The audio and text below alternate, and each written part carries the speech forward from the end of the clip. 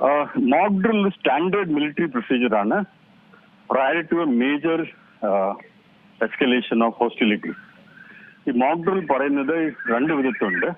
one is defensive mock drill, the other is offensive mock drill. But defensive mock drill in case we are expecting a retaliatory attack from Pakistan on any object, including civilian targets, that ready to minimize civilian casualty in case of a Pakistani missile attack or an air attack. This is basically mock drill. That is offensive, kinetic offensive. There is also sleeper cells in the Ugravadigal. They can also sabotage India's civilian as well as military installations and also carry out serious terrorist attacks to further destabilize our nation. Adhinem protection mock drill So, now announced primarily against air raids and missile attacks. So that India announced regarding the Indus Water Treaty. We are adapting. Some information has also come out that Indus Water is already Pakistan has announced any action to stop water, Indus Water Basin, it will be treated as an act of hostility. Including ministers announced, defense minister, that they may take any hostile action on India. Hostile action can be anything. That's civil installation adikya, allengil nammade dams ne adikya, nammade endengilum installation ne missile attack kiya. So all that can lead to any casualty. Adane predict cheyan pattiya. So we are preparing our country to face a major hostility from Pakistan. അത്തരത്തിലെ എല്ലാ പൂർണ്ണ സജ്ജമാകുന്നു അല്ലെങ്കിൽ തിരിച്ചടി നൽകാനുള്ള എല്ലാ സജ്ജീകരണങ്ങളും ഒരുക്കുന്നുവെന്ന് തന്നെ കരുതാമല്ലേ? Yes, definitely. പിന്നെ one is നമ്മുടെ രാജ്യത്തിനെ പ്രിപ്പയർ ചെയ്യുക, നമ്മുടെ ആൾക്കാരെ, നമ്മുടെ സിറ്റിസൻസിനെ പ്രിപ്പയർ ചെയ്യുക four mentally being prepared for a warlike situation. അത് നമ്മൾ if you are in border areas, it will be much more felt. ഇവിടെ സൗത്തിൽ കുറച്ച് അതിന്റെ ഫീലിംഗ് ഉണ്ടാവില്ല because we have not seen major war.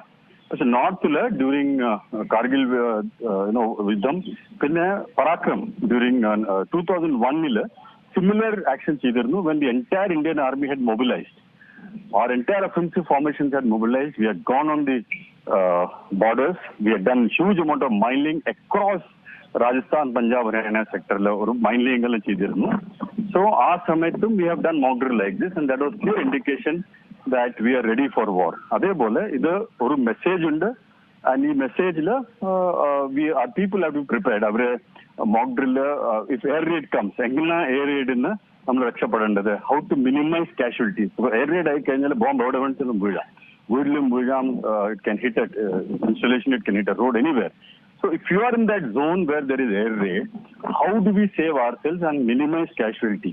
അത് ഒന്ന്. Secondly, നമ്മുടെ എയർ റെയ്ഡ് മിനിമൈസ് ചെയ്യാനായിട്ട് നമ്മുടെ ഇൻസ്പിറേഷൻ നമ്മൾ എങ്ങനെ കനോഫോളജ് ചെയ്യുക to not reveal where we are. അതിനാണ് second mock drill. And third, as I said, in order to take care of any civil defence. അപ്പോൾ സിവിൽ ഡിഫൻസിനെ പറ്റി പറഞ്ഞിട്ടുണ്ട്. Civil defence preparations.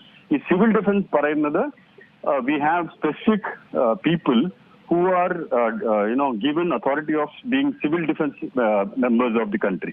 Avare civil defense vendi volunteers ana avare. They volunteer for civil defense and they work government kuda, police inde kuda, SDMS, that is State Disaster Management Authority, alleged National Disaster Management Authority, avadu kuda work cheyidite citizens ne prepare cheyum and they will take all kinds of measures. They are even employed sometimes to protect nammade Indiade important installation protection avu ubhayikkum cheyum.